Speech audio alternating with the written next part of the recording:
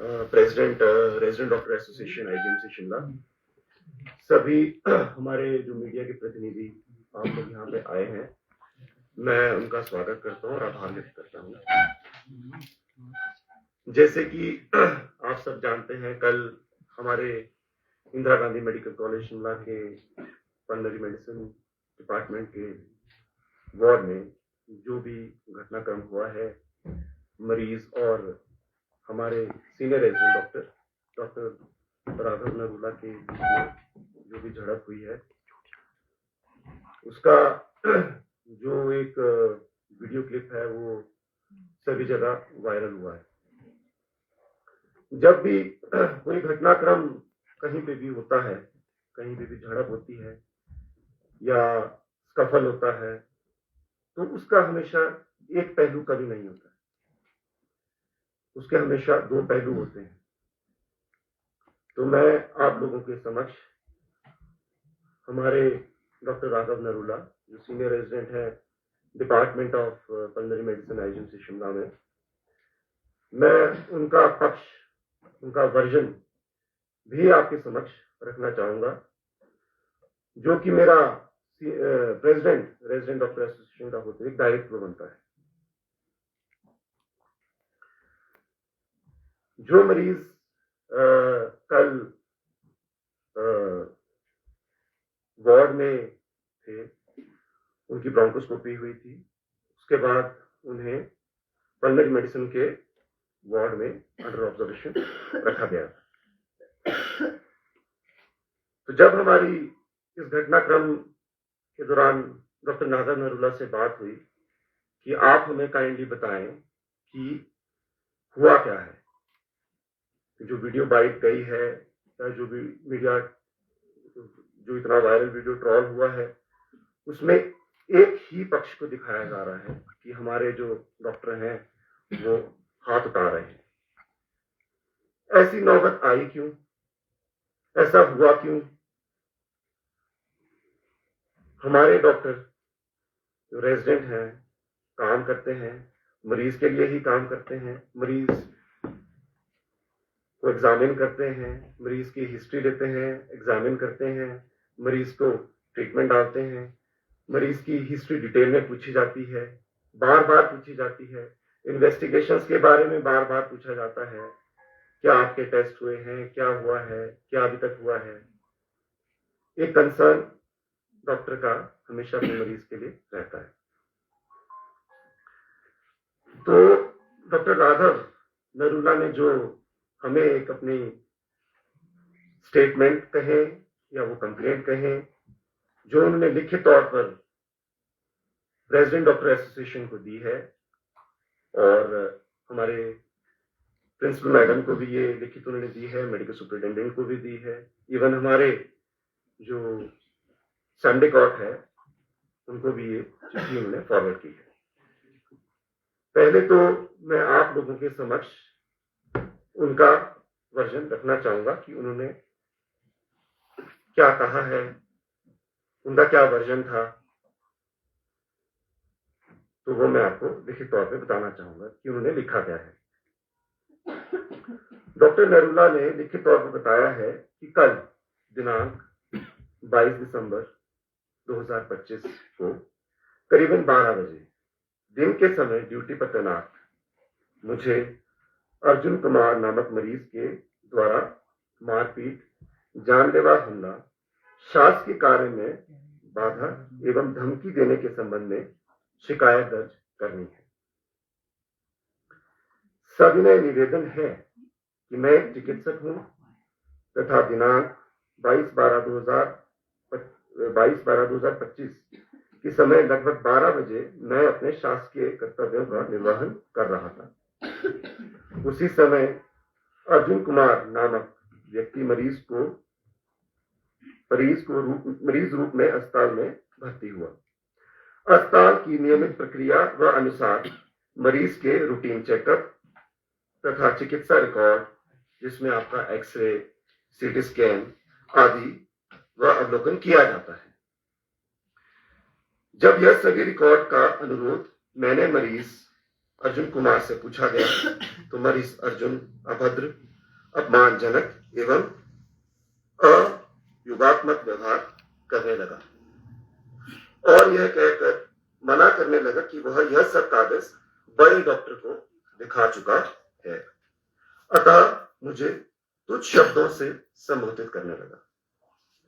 स्थिति धीरे धीरे गंभीर हो गई, अतः मुझे और मेरे माता पिता को उपशब्दों से संबोधित करने लगे।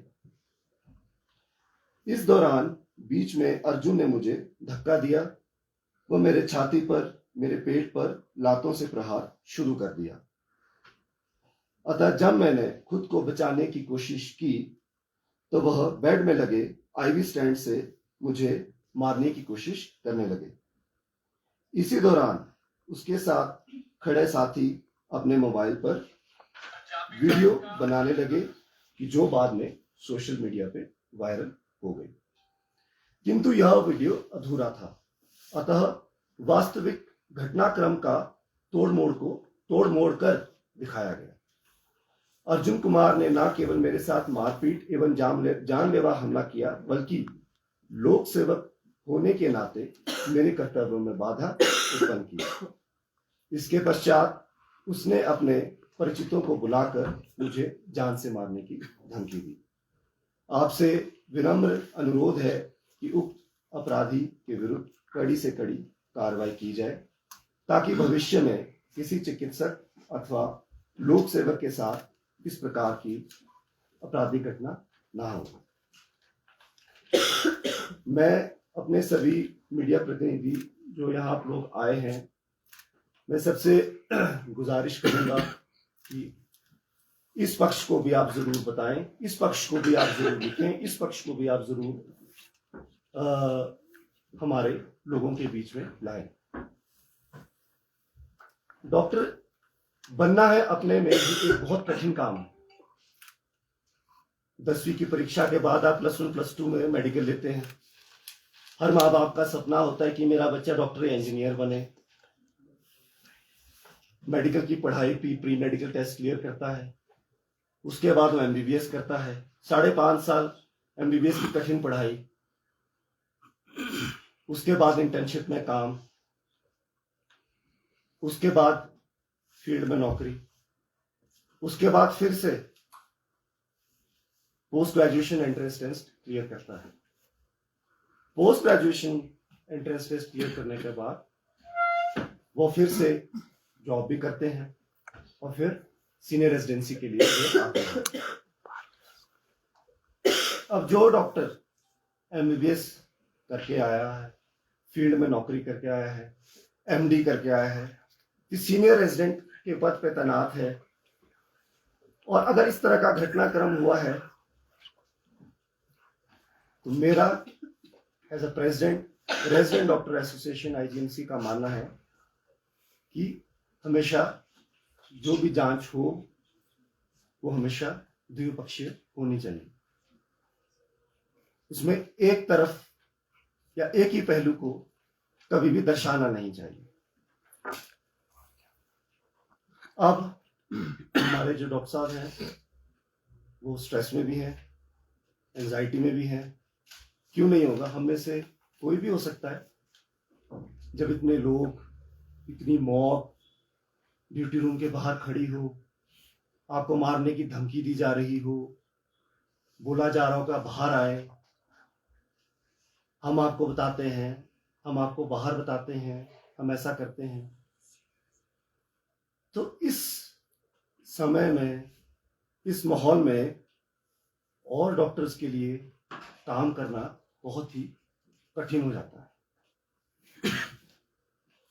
तो मैं आप सभी मीडिया प्रतिनिधियों का दोबारा से आप लोगों से गुजारिश करूंगा कि जो ये स्टेटमेंट डॉक्टर राघव नरूला ने हमें दी है, तो इसको विस्तृत तौर पर आप लोग उसको भी बताएं कि घटनाक्रम हुआ क्या था।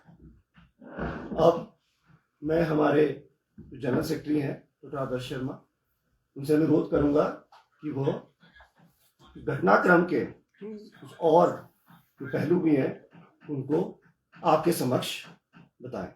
धन्यवाद।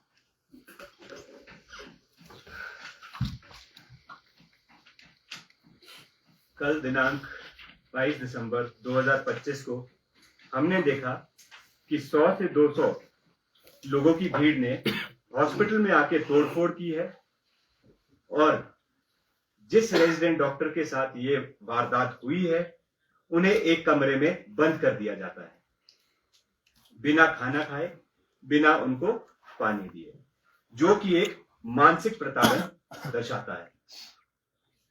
भीड़ ने हमारे अस्पताल में काम करने वाले डॉक्टर्स और पेशेंट्स को भी धमकाया है, जो कि कल हमारे को वीडियोस आ रहे हैं, उसमें क्लियर कट सुनाई दे रहा है। हमें ऐसा लगता है कि ये एक पूर्व योजनाबद्ध हमला था और हम मांग करते हैं कि ऐसे मामलों में तुरंत कार्रवाई की जाए तथा जो हॉस्पिटल की संपत्ति को उन्होंने नुकसान पहुंचाया है, इस वारदात का आरडीए पूर्ण रूप से खंडन करती है। अब मैं चाहूंगा कि जो हमारे प्रेस सेक्रेटरी हैं डॉक्टर अचित शर्मा, तो कुछ घटनाक्रम को और विस्तृत रूप से आपको बताएं। नमस्कार।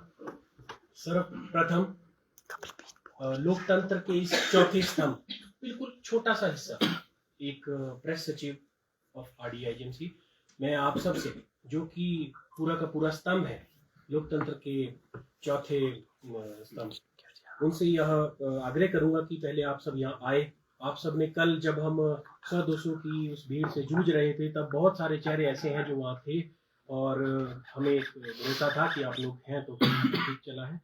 अब अगर हम इस बात की चर्चा करें तो सबसे पहले जो हमारा एज प्रेस सचिव और आपका भी एज अ लोकतंत्र के चौथे स्तंभ के तौर पर यह एक बहुत महत्वपूर्ण बात है कि हमें संपूर्ण सच को आगे लाना है। अधूरा सच या बदली गई बात या इवन आपका अधूरी जो वर्डिक्ट्स हैं, अधूरे जो मैसेजेस हैं, जो आज आप देख रहे हैं कि तकरीबन सभी न्यूज चैनल्स और मीडिया ट्रोल्स में चले हुए हैं, वह भी एक किस्म का नाइंसाफी है उस व्यक्ति के साथ जिसका केवल एक पहलू, एक वारदात का सिर्फ एक पहलू बताया जा रहा है शुरू से।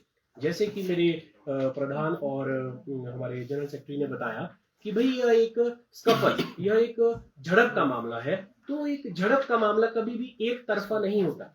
झड़प हमेशा दो तरफा एक रुख जो है वो लेती है, लेकिन जो वीडियोस, जिस तरह की वीडियोस ऊपर जा रही है, वो एक झड़प का मामला नजर आ रहा है। गौर करने वाली बात यह है कि उस चिकित्सक ने उस तथाकथित आधे वीडियो जो झड़प का है उसमें मास्क लगाया है, उसमें उसका चेहरा नहीं दिख रहा था, परंतु आज उस घटना के 12 से 16 घंटे बाद हम देख रहे हैं कि तकरीबन राष्ट्रीय और राजकीय स्तर, इवन रीजनल लेवल्स पे जितनी भी न्यूज और मीडिया ट्रोल्स हैं, उसमें उसके चेहरे को आगे दिखाया जा रहा है। एज अ आरडीए रिप्रेजेंटेटिव सबसे पहले मेरा ऐसा मानना है कि हम निष्पक्ष जांच और निष्पक्ष इंक्वायरी का पूरा समर्थ सहयोग करते हैं। कल 100-200 की भीड़ होते हुए भी पूरी मेडिको लीगल जांच दोनों पक्षों की करवाई गई, जबकि वहां से गुजरना भी बहुत मुश्किल था। मरीज और मरीज के जो तीमारदार है वो हमारे सामने भीड़ को रिक्वेस्ट कर रहे थे कि प्लीज हमें आगे पीछे जाने दो, पेशेंट्स सीटी एक्सरे के लिए शिफ्ट करने दो। फिर भी संपूर्ण योगदान आरडीए ने वहां पर उस मेडिकल चिकित्सक और दूसरी पार्टी के एग्जामिनेशन में पुलिस और उनके विटनेसेस के सामने किया गया। परंतु उससे पहले कि उस निष्पक्ष जांच का कुछ रिपोर्ट आए, मेरी आपसे यह निवेदन है कि अधूरी जानकारी और अधूरे तथ्यों को ट्रोल करके, खासकर उस चिकित्सक की फोटो, उसी चिकित्सक की फोटो जो इस राज्य का एक कर्मचारी है, जो इससे पहले नाहन में कार्यरत था, उस वक्त उसके पास एक बेसहारा औरत आती है जो कि जिसके पास पैसे नहीं होते हैं, वो जेब के खर्चे से उसे 32 मेडिकल कॉलेज तक रेफर करता है, उसकी एम्बुलेंस अरेंज करता है, साथ ही उस गाड़ी में टेक्नीशियन नहीं होता है और उसके साथ जाता है। वो उसका एक पुराना लिव्ड एक्सपीरियंस है। हम ये नहीं कहते कि आज उस जांच में उसको पहलू को रखा जाए, पर जब तक निष्पक्ष जांच का रिपोर्ट या रिजल्ट नहीं आ जाता है, तब तक कम से कम आधे पहलू को ट्रोल करके उसकी पिक्चर के साथ उसे राजकीय और राष्ट्रीय स्तरों पे और उसके हर मीडिया ट्रायल्स पे और उसके अगेंस्ट की मीडिया ट्रायल्स करने की इस घटना का मैं इस वक्त खंडन भी करता हूं और निवेदन भी करता हूं कि वो ना की जाए। जैसे ही निष्पक्ष जांच सामने आएगी, अगर उसमें झड़प का जो ये मैटर है वो सामने उभर के आएगा कि दोनों पक्षों का भी कुछ इसमें जो सहयोग था, दूसरे पक्ष का भी सहयोग है, तो जाहिर सी बात है कि जिस पक्ष को हम सामने रख रहे हैं वह तो केवल एक मानसिक प्रताड़ना और एक पूरे स्वास्थ्य सुविधा और उस चिकित्सक की इमेज को धूमिल करने की नजरिए से आरडीए इसका संज्ञान लेगी। उन सब वेब हैंडल्स, उन सब न्यूज चैनल जिन्होंने आधी वीडियो और मीडिया ट्रायल्स को आगे भेजा है, कर्नाटक के कुछ ऐसे केसेस और ऐसे वर्डिक्ट्स हैं जिनको हम संज्ञान में लेकर उन्हें एक मंच, एक समूह के तौर पर हम इसमें उनके खिलाफ जो है उसके हम एक कानूनी नजरिया भी हम इसको देंगे कि भाई क्या यह अधूरी वीडियो डालना बिफोर, मतलब एक निष्पक्ष जांच से पहले जरूरी था कि नहीं। अंततः मैं आप सब से अभी भी यही निवेदन करूंगा, क्योंकि जांच जारी है, कृपया कोशिश करें कि एक पहलू पे बहुत ज्यादा मीडिया ट्रायल्स या बहुत ज्यादा खंडन जो है वो ना करें जब तक जांच की रिपोर्ट सामने नहीं आ जाती, जिसमें हम,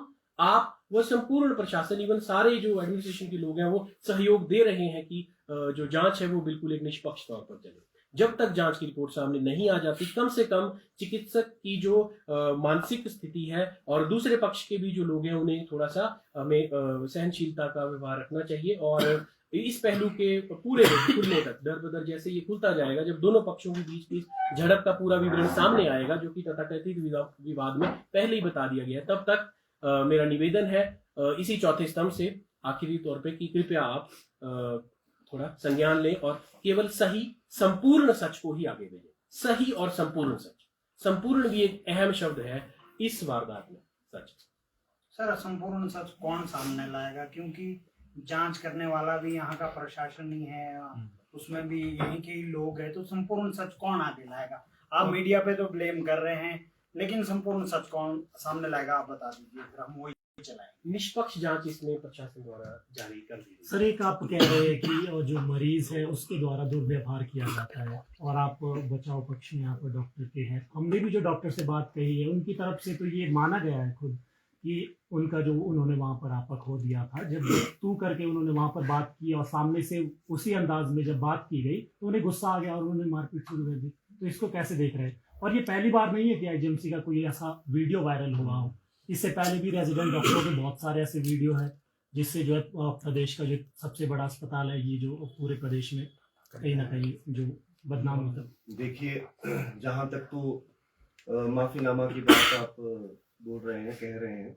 जो स्टेटमेंट कथित तौर पर और लिखित तौर पर जो आरडीए के समक्ष और जो हमारे प्रिंसिपल आईजीएमसी के समक्ष और सैमडी कोर्ट के समक्ष दी गई है, उसमें तो कथित लिखित तौर पर उन्हें यह नहीं करता। अब अगर आप ये बोल रहे हैं कि आपा खो दिया है या निवित, अगर आप किसी मरीज का इलाज कर रहे हैं और मरीज से आप पूछ रहे हैं कि भी आप पहले भी एडमिट थे, आपके ईसीजी हुए हैं, आपके एक्सरे हुए हैं, अगर वो पूछ रहे हैं तो उसमें अगर अब उनकी उम्र 32 साल है, ठीक है जी, और जो मरीज की उम्र लगभग 34 से 36 साल के बीच में थी, अगर तू से बात की उन्होंने तो उन्होंने ये बोला कि भी तू पहले भी एडमिट था, तो उनको यही पूछा कि आप पहले भी एडमिट थे, ठीक है जी। फिर जो स्टेटमेंट इन्होंने दी है कि मेरे को इन्होंने कथित तौर पर मेरे माँ बाप के बारे में बोला, फिर गुस्सा मारा, ठीक है, जो इन्होंने इसमें स्टेटमेंट दी है। अब दिन रात काम करना, पेशेंट के लिए काम करना, पेशेंट को ट्रीट करना, दिन रात पेशेंट के साथ रहना, ठीक है जी, और बाद में अगर आपको इस तरह का व्यवहार दूसरी तरफ से अगर आपके प्रति आता है और आपके माँ बाप के लिए कुछ कहा जाता है और आपके ऊपर भी हाथ उठाया जाता है, तो डॉक्टर भी तो एक इंसान ही है, उसको भी तो अपना सेल्फ डिफेंस का पूरा एक अधिकार है। सेल्फ डिफेंस की बात कर रहे हैं कि 5 साल हम एमबीबीएस करते हैं, 2 साल हम एमडी करते हैं और 3 साल एमडी करते हैं। आपकी ट्रेनिंग में नहीं सिखाया जाता आपको कि संयम रखे, एक मरीज लेटा हुआ है और आप उसको लहूलुहान कर रहे हो, तो एक स्वयं आपकी ट्रेनिंग पे सवाल है ये तो। इसी पर ही ऐड करना चाहूंगी सर, धैर्य, आपको मतलब सम्मान, व्यवहार में इज्जत सुधार की और जरूरत आपको लग रही है? तो पागल भी हो सकता है, वो आपको पीट सकता है। एक साइकिट्रिक मरीज आता है, अगर दो थप्पड़ मार देता है आपको, क्या उसको लहूलुहान कर दोगे? और क्या उसकी ट्रीटमेंट इसी नहीं में करोगे? सर मेरा ऐड है, मैं और मेरे सहयोगी कपिल जी अंदर थे, तो जो उन्होंने हमें बात बताई, अब आपके पास उन्होंने क्या बात लिख के दी हम नहीं जानते। उन्होंने कहा कि बात तू से शुरू हुई, जो आपने जिक्र किया कि भाई तू पहले यहाँ एडमिट था, और उन्होंने ये कहा कि उस उक्त मरीज ने मुझे जो है बाप की गाली दी। जब तू करके इसमें- सामने से हाँ, जवाब जब दिया उसने कि भाई तू अपने बाप से ही, मरीज ने ये कहा डॉक्टर को कि तू अपने बाप से भी भैया ऐसी ही बात करता, ये उन्होंने हमारे पास अपना पक्ष रखा। हमने उनसे 15 मिनट बात की, वहाँ कुछ प्रिंट के भी जर्नलिस्ट थे और हम 2 वीडियो जर्नलिस्ट थे। तो आप बताइए कि अब जो है उनका पहले कुछ बयान, अब कुछ बयान, तो आप कैसे जो है इसमें सच सामने आएगा? क्या कोई वैसा वीडियो भी है जो आप बात यहाँ रख रहे हैं, कोई सीसीटीवी है जो उनके पक्ष को भी आगे लाए? जांच पे तो आईजीएमसी की जांच पे तो अब जो है इस वक्त पे जो है भरोसा करना बड़ा मुश्किल है। चिकित्सक का पक्ष, या आप बोले कि जो दूसरा पहलू है इस वीडियो का, वह कुछ चिन्हित कारणों की वजह से नहीं आया। पहले तो 9 बजे तक वो चिकित्सक अंदर बंद था बिना खाने पीने के, उसको निकालना ही बहुत मुश्किल था। जो आप बोल रहे हैं कि निष्पक्ष जांच, जो निष्पक्ष जांच वहां मौका वारदात पर पुलिस के एसपी, अधीक्षक, एसएचओ उपलब्ध थे, वो ही खत्म होते होते इतना समय लग गया इतनी भीड़ में। हम खुद बहुत ही भयावह माहौल में थे और आप में से आधे लोग कल वहीं थे।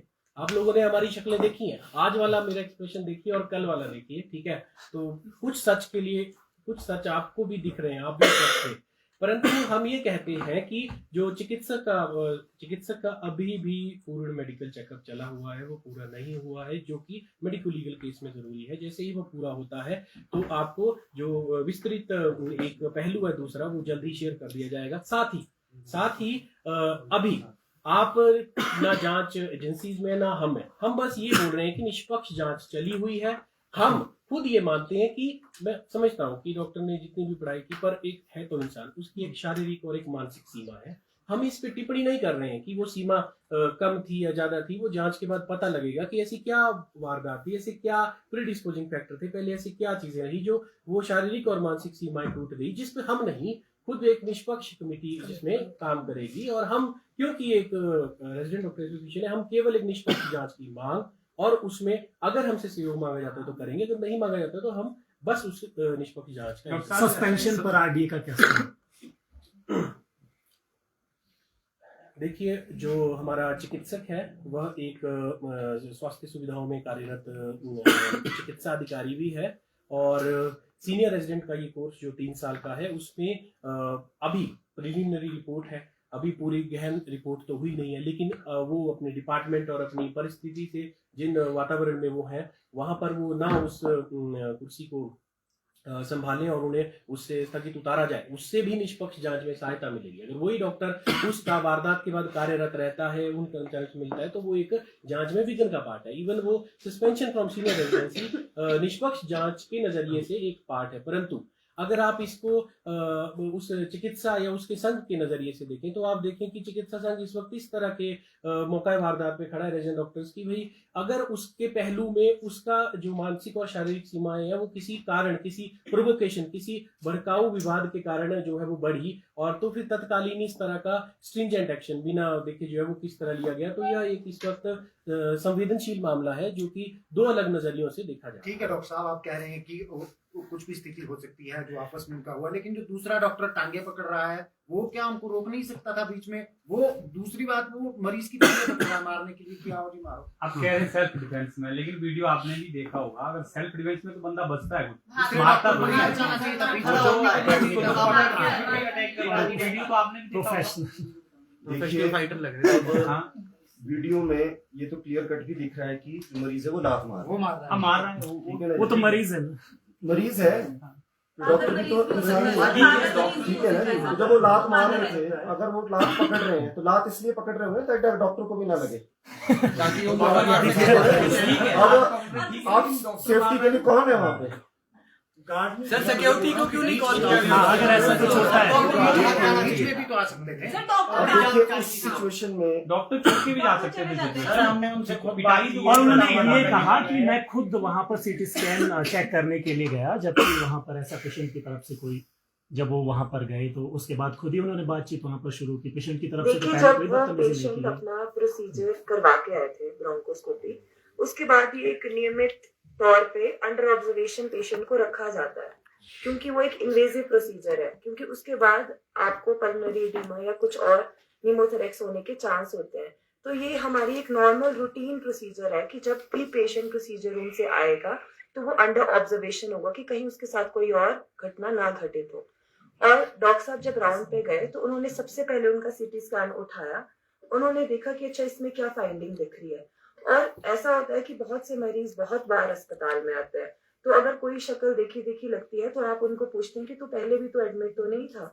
तो सीटी की फाइंडिंग और एक्सरे की फाइंडिंग को मैच करने के लिए उन्होंने जब अपनी वार्तालाप पेशेंट के साथ बढ़ाया और पेशेंट की तरफ देखा, पहले वो रिपोर्ट ही देख रहे थे, तो उन्हें ऐसा आभास हुआ कि ये पेशेंट कहीं दोबारा एडमिट तो नहीं हुआ, क्योंकि श्वास की बीमारी वाले पेशेंट बार बार चेक कराने और अपने प्रोसीजर के लिए फॉलोअप के लिए आते रहते हैं। तब जब उनकी वार्तालाप शुरू हुई कि तू देखा देखा लग रहा है और पेशेंट पोस्ट प्रोसीजर आया था, उसके बाद ये घटनाक्रम हुआ जिसमें फिजिकल चीज बहुत बाद में आती है। जैसे कि डॉक्टर सोहेल हमारे प्रेसिडेंट आरडीए एसोसिएशन ने बताया कि पहले हिस्ट्री टेकिंग, उसके कागज देखे जा रहे थे, रूटीन राउंड्स, सारी इन्वेस्टिगेशन की जांच, उसे देखना परखना, हिस्ट्री के साथ रिलेट करना, पुरानी रिपोर्ट के साथ साझा करना एक नॉर्मल प्रक्रिया है। उसके बाद जब इनके बीच में बहस बसाई और उसका क्रम और बहस आगे बढ़ गई, उसके बाद जब वो वीडियो जो उनके साथ अटेंडेंट थे, आप लोगों ने बिल्कुल सही बात कही कि कोई बोल रहा है कि गार्ड कहाँ थे उस वक्त, है ना, 24/7 सुरक्षा का। आप मुझे बात बताइए कि जो कोई डे के प्रोसीजर है जैसे ब्रोंकोस्कोपी है, आपको नहीं लगता कि जब प्रोसीजर के बाद पेशेंट को सीडेट किया होता है, कोई ड्रग्स होते हैं, वो अंडर ऑब्जर्वेशन है, उस वक्त एक डॉक्टर, मरीज और एक गार्ड वहां पे होना चाहिए, क्योंकि कुछ और भी तो घटना हो सकती है, कोई इमरजेंसी भी हो सकती है। तो पोस्ट प्रोसीजर भी एक जो पेशेंट की सुविधा है या फिर एक डॉक्टर और पेशेंट के बीच में इतना कुछ हो गया, तो वहां क्या एक हमारे अस्पताल में एक सुरक्षित वातावरण नहीं होना चाहिए? और जो अटेंडेंट वहां पे वीडियो बना रहे हैं, जो भी हो रहा है, उस वक्त मैं ये बोलना चाहती हूँ कि वो जो वीडियो कहाँ से शुरू हुई, कहाँ से वो है, आप बोलो कि उस तथ्य को, जी हाँ, जब हम नौकरी करने आते हैं सुबह तो हम ये नहीं सोचते हैं कि हम क्या कर रहे हैं उसकी, ये ब्लॉगिंग नहीं है, ये हमारा एक पेशा है। तो आज तो आप लोग हमसे मांग रहे हैं कि अच्छा हमें डॉक्टर का भी पक्ष दिखाओ, उनकी भी वीडियो दिखाओ, पर हम लोग यहाँ वीडियो क्रिएट करने या कंटेंट क्रिएट करने नहीं आते हैं। हम लोग सिर्फ अपना एक नॉर्मल काम करने आते हैं। और ये पूरी घटनाक्रम शुरू हुआ है जब एक डॉक्टर, एक सीनियर रेजिडेंट, एक रिस्पेक्टेबल पोस्ट है, जो अपना राउंड करते दौरान, जिसने अपने मरीज को भी नहीं देखा, उसने देखा कि अच्छा इसकी फाइंडिंग क्या है, इसको रिलेट करूं। और अच्छा, एक हम उम्र 32 और 36 में मैं ज्यादा अंतर नहीं मानूंगी, क्योंकि पल्मोनरी मेडिसिन एक ऐसा विभाग है जहाँ पे ज्यादातर बुजुर्ग लोग ही आते हैं, तो हम बाबा जी, माता जी ऐसा करके ही बात करते हैं। तो उन्हें अगर अपने हम उम्र को तू करके बोल दिया और पेशेंट अभी प्रोसीजर करके आया है, तो पोस्ट प्रोसीजर क्या पेशेंट की एंजाइटी रही होगी कि उसने एकदम से एजिटेशन में तो मुझसे ऐसे कैसे बात कर सकता है। हम ज्यादातर यही तो चीज हम कह रहे हैं कि डॉक्टर को समझनी चाहिए। और ये जो HOD है, head of the department, doctor Malay सरकार, उन्होंने मीटिंग में माना, ये प्रिंसिपल के साथ जब मीटिंग चल रही थी, कि पहले भी 2 से 3 बार इस डॉक्टर की, जो आरोपी डॉक्टर है, कंप्लेंट आई है। देखिए, हमारे पास ऐसी कोई स्टेटमेंट नहीं है और हमें इस बारे में कुछ नहीं पता। आपको नहीं लगता डॉक्टर साहब की तू बोलने की जगह अगर आप बोला होता तो ये मामला होता ही? तू और आप में उम्र का क्या अर्थ है? तो बच्चे छोटे उम्र को भी तो आप बोलना जा सकता है। मैं इसमें एक बात बोलना चाहती हूँ, हम सब, जैसे आप कौन से जिले से हैं सर? मंडी। हाँ, मैं भी मंडी से हूँ। मंडी, कांगड़ा, डॉक्टर साहब पौंटा साहब से, ऊना, अपर शिमला, और रीजनल। जब आप डॉक्टर्स हैं, कोई आम आदमी नहीं है कि देखिए, हमारे पास यहाँ पे साउथ इंडियन भी आते हैं, उनको तो आप तू मैं उनका तो पता ही नहीं नहीं, होता। हिमाचल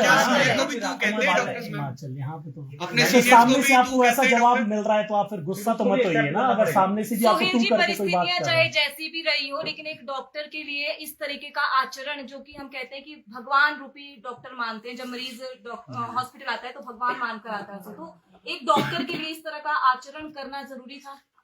सवाल ये है। देखिए, इसके लिए तो निष्पक्ष जांच हम भी चाहते हैं। नहीं सर, ठीक है, आप तो बचाव कर रहे हैं, किन परिस्थितियों में तो मान नहीं रही थी। क्या परिस्थिति थी, और जो मैं वही आपको बता रहा हूँ कि जो स्टेटमेंट डॉक्टर राघव नरूला ने हमें दी है वो मैंने आपको पूरी स्टेटमेंट उनकी बता दी है। ठीक है जी, और अब इसके बाद हम यही चाहते हैं कि इसमें एक निष्पक्ष जांच हो। ठीक है, हमारे पक्ष को भी सुना जाए और उनके पक्ष को भी सुना जाए। तो हमारी आप लोगों से बस यही विनती है कि आप लोग भी इस निष्पक्ष जांच में हम लोगों को सर हेल्थ मिनिस्टर भी बोल चुके इस बात को, डॉक्टर बनने के लायक नहीं है, जो डॉक्टर है वो डॉक्टर बनने के लायक नहीं है। तो आप क्या इत्तेफाक रखते हैं हेल्थ मिनिस्टर की स्टेटमेंट से कि वो डॉक्टर बनने लायक नहीं है और ही इज एरोगेंट, या गलत कह रहे स्वास्थ्य मंत्री? देखिए, जो स्वास्थ्य मंत्री जी ने कहा है वो जो उन्होंने कहा है उस पर तो मैं कोई ज्यादा टिप्पणी नहीं करना चाहता, लेकिन मैं सिर्फ यही बात करना चाहूंगा कि इसमें निष्पक्ष जांच होनी चाहिए और जो सच है वो बाहर आना चाहिए। क्या सर प्रशासन ने जो आपने अपनी उसमें कहा है बाइक में कि प्रॉपर्टी को डैमेज किया है उन लोगों ने, तो कोई ऐसी लिस्ट है कि क्या प्रॉपर्टी डैमेज हुई है, कितनी प्रॉपर्टी डैमेज हुई है, ऐसी कोई विभाग ने प्रशासन ने रिपोर्ट तैयार की है क्या? मैं बोलना चाहूंगा, आप उस वक्त वहीं थे। एक तरफ रेजिडेंट्स थे 6 से 7, बीच में 3 पुलिस वालों की एक 3 लोगों की रो थी, और उसके आगे 60 से 70 लोगों की भीड़। वो थप्पड़ मारने का प्रयास कर रहे थे, पर जो उनका हाथ का थप्पड़ था वो तीसरे पुलिस वाले को लग जा रहा था। मेरी अपनी आंखों के सामने 6-7 थप्पड़ पुलिस वाले को लगे, और उन्हें लगा कि उनका हाथ आगे नहीं पहुंच सकता क्योंकि वो 3 लोगों की रो थी। तो वो कमरे में फॉल सीलिंग है, वो छोटा है कद में, ऊपर ट्यूबलाइट्स लगी हैं। उन्होंने ट्यूबलाइट को चक जोड़ा, नीचे निकाला, वहाँ पे शॉर्ट सर्किट स्पार्क भी हुआ। उनका मकसद सर ऐसा कुछ नहीं हुआ, उन्होंने जूता मारा, ट्यूब पर लगा जूता और ट्यूब नीचे आ गई, उन्होंने नहीं खींचा। आप गलत तरीके से तथ्यों को पेश कर रहे हैं। हम तो ऐसा सर हम भी वही मैं ऐसा नहीं हो रहा, आप तो गलत तरीके जो से दिख रहा है उसमें। दूसरी और ऐसा नहीं कि आपके लोग जो रेजिडेंट डॉक्टर थे वो भी वहाँ पर उतने ही हो रहे थे। किसने भूखा रखा डॉक्टर को? अस्पताल प्रशासन ने रखा कि लोगों ने भूखा रखा? लोगों का तो कंट्रोल नहीं कर हम उनको निकाल नहीं पा रहे थे। अस्पताल प्रशासन ने फिर पानी और चाय नहीं पूछा डॉक्टर साहब को? और हमारे इसमें उस वक्त ट्यूबलाइट में वहीं सामने था जब वो ट्यूबलाइट। सर हम भी सामने ही थे, तो शायद हमने गलत देखा है, आपने देखा है, दोनों में से एक चीज हुई होगी। वो ट्यूबलाइट क्या सर एडमिनिस्ट्रेशन भी इस पूरे मौके की नजाकत को समझ नहीं पाया? और क्या सर वहाँ पहले से जो है उन डॉक्टर साहब को वहाँ से अगर निकाल दिया जाता, वहाँ बहुत टाइम था, भीड़ तो सर जो है 4 साढ़े 4 बजे के बाद बहुत ज्यादा इकट्ठा शुरू। पहले तो एक बार मेरे को भी अंदर से बाहर लाया, उनको वहाँ से आराम से निकाला नहीं। सर एक लास्ट, क्या सीसीटीवी आप लोग हमें दे सकते हैं, या फिर आप बात करेंगे प्रशासन से कि सीसीटीवी जारी हो ताकि दूध का दूध और पानी का पानी हो, जांच अपनी तरफ चलती रहेगी? देखिए, जो आप सीसीटीवी की बात कर रहे हैं, हम ये प्रशासन से आग्रह करेंगे इस बारे में कि ये सीसीटीवी की जो रिकॉर्डिंग हमें दी जाए। वहाँ पे है सीसीटीवी, लगे हैं सारी जगह सीसीटीवी है। सीसीटीवी ये हमें एक बार खुद भी देखने पड़ेंगे कि वहाँ पे लगे हैं कि नहीं लगे। अगर नहीं लगे, और प्रशासन से हम अनुरोध करेंगे कि अगर वहाँ है तो इसकी रिकॉर्डिंग दी जाए, और अगर ये नहीं है तो इन्हें लगाया जाए। अस्पताल के हर वार्ड में लगाने चाहिए। बिल्कुल ये लगने चाहिए, बिल्कुल लगने चाहिए, वार्ड के बाहर लगने चाहिए, कॉरिडोर्स में लगने चाहिए। आरजी करके मुद्दे के बाद एनालिसिस एक छोटा सा रिक्वेस्ट रहेगा आपसे। कल मैं सुहेल जी को मेरे ख्याल 11 बजे तक कांटेक्ट करने की कोशिश करता है। ये जो कंफ्यूजन क्रिएट हुआ, वन साइड स्टोरी की आप बात कर रहे हैं, ये कोई बयान ही नहीं है आपकी तरफ से, कोई बयान नहीं। बेसिकली क्या है कि जिस तरह से वो डॉक्टर खुद परेशान थे, उनको कॉल करना हमारे को भी अच्छा नहीं लग रहा, क्योंकि उस पोजीशन में नहीं थे मेरे को। कम से कम आरडी की तरफ से बयान, आइंदा कभी भी ऐसा इंसिडेंट हो सेम डे होना चाहिए ना सर, सेम डे आप नहीं करेंगे तो उसके बाद कभी भी अगर कुछ बयान देना है पहले तो हम भी उस सिचुएशन को हैंडल कर रहे थे सर उस नहीं, डॉक्टर साहब सिंपल सी बात ये 2 लाइन मैं में मान रहा हूँ आप आपकी बयान दे बात, सकते हैं। लेकिन इसलिए तो हमने आज प्रेस कॉन्फ्रेंस बुलाई कोई है, बात नहीं, मीडिया इसीलिए आवाज ताकि हम भी आप करना लोगों को है, ब्रीफ करें। आप इतना भी बोल देते आएगा, हैं हम हम कल कल रिसीव अब तो करेंगे इस पे। लेट हाँ सर देखिए, अब That is sufficient. हम भी उस जो भी घटनाक्रम था उसके बाद हम भी उस घटनाक्रम में सोच रहे थे कि भी ये जल्दी से जल्दी यहाँ से मौत जाए। ठीक है जी, रात के 8, 9, 10 बजे हमें भी वहाँ हो गए थे, हम भी थक चुके थे, लोग हमसे भी पूछ रहे नहीं, थे। कई बार क्या होता है कि बात करने से तो बंदा इसीलिए- इसलिए परहेज करता है कि सीएम से जुड़ा मैटर है, हेल्थ मिनिस्टर इसको मॉनिटर कर रहे हैं उधर सर से। इसीलिए आप रिटर्न में स्टेटमेंट देते हैं कि ये इंसिडेंट है, इस पे हम कल brief कल कर सकते हैं। इसीलिए हमने आज आप लोगों को बुलाया। नहीं नहीं, तो जैसे सर आप कि- ये नहीं कह सकते सिचुएशन नहीं कि होती ये कई कौन बार, सा आपको है? सिचुएशन नहीं ये होती। खबर चलने से तो चल पड़ी ना सर, अब तो ये अलग एक डॉक्टर आपका, फिर सच्चाई वो जांच में सामने आएगी, फिर डॉक्टर गलत था, मरीज गलत था, वो जांच का विषय है, ठीक है। लेकिन वन साइडेड स्टोरी एक डॉक्टर के खिलाफ अगर पूरी जा रही है तो आरडीए को वहां स्टैंड लेना चाहिए मेरे हिसाब से। देखिए, वो इसी के लिए तो अब अगर मैं नहीं, एक लेट हो गया। अब तो हो गया मेरी बात सुनिए। अब तो अगर मैं किसी एक को Next बोलूं, दूसरे को बोलूं, तीसरे को बोलूं, ऐसे तो मैं रात भर जवाब ही देता नहीं, रहता नहीं, हूं। नहीं, नहीं, तो इसीलिए प्रेस इसीलिए की जाए कि हम सबको एक मंच पे लाके हम उनको आप ग्रुप में एक मैसेज डाल दें। आपका एक WhatsApp ग्रुप बना है, डॉक्टर साहब, आप ग्रुप में एक मैसेज डाल देना, एक लाइन मैसेज डाल दें,